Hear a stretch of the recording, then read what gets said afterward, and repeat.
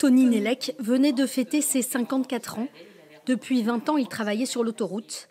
Il laisse 5 enfants derrière lui. On l'aimait tous, on l'admire tous, et qui va nous manquer.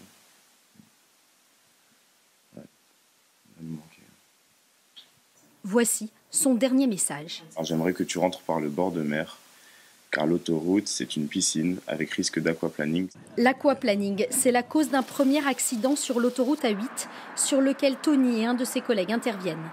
Ils sont percutés par une voiture roulant à très vive allure. Le jeune conducteur n'avait le permis que depuis 3 mois.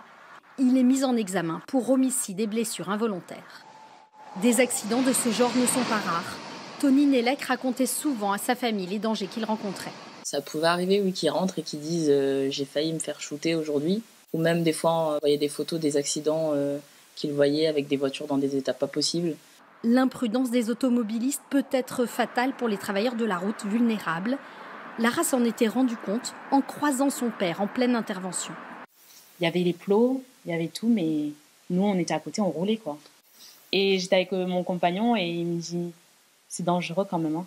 Pour alerter, le patrouilleur avait témoigné dans Nice Matin et faisait régulièrement de la prévention.